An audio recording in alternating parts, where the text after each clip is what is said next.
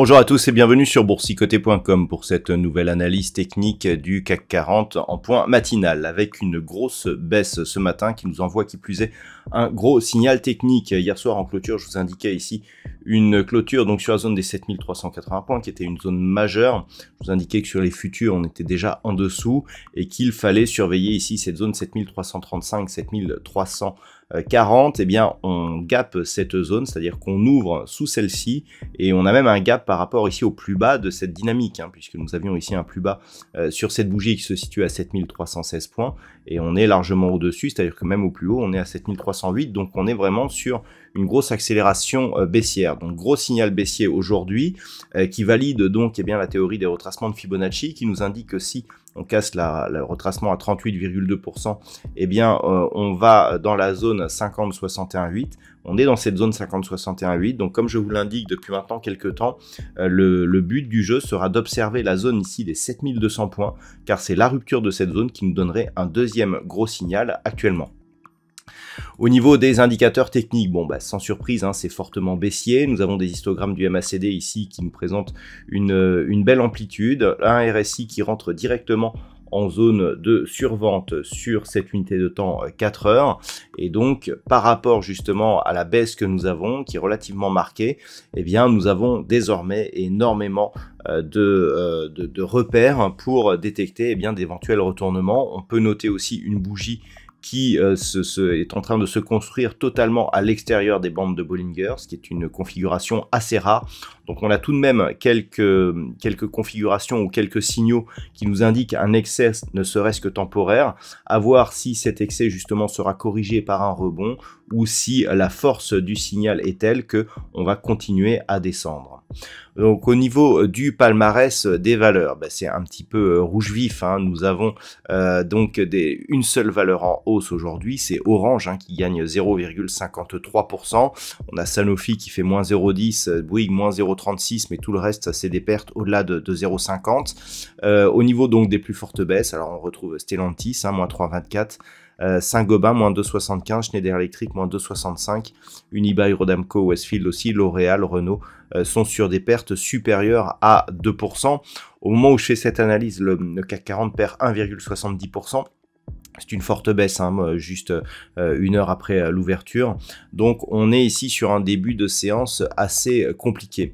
Donc, les zones de support qui éventuellement pourraient nous donner des réactions, elles seront difficiles à trouver pour la simple et bonne raison qu'on n'avait pas beaucoup de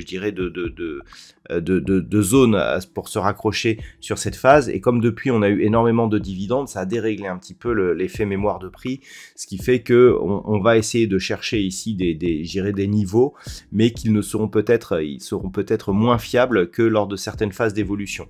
Toujours est-il qu'au niveau des zones majeures, le prochain objectif c'est 7198 points.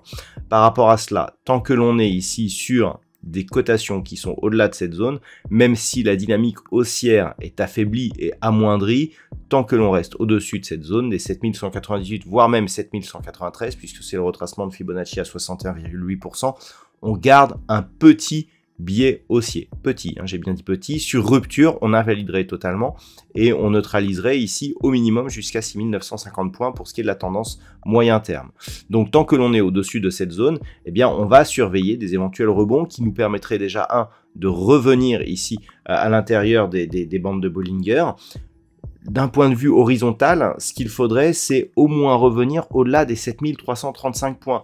Donc, au moment où je vous parle, on est 80 points en dessous, on en est très très loin. Mais tant que l'on est sous cette zone ici des 7335 points, qui avait été marquée ici par des contacts sur cette zone de support ici, eh bien, on est dans une dynamique baissière potentiellement très forte. Ce n'est que sur retour au-delà de cette zone que l'on commencerait à affaiblir la dynamique baissière que nous avons ce matin.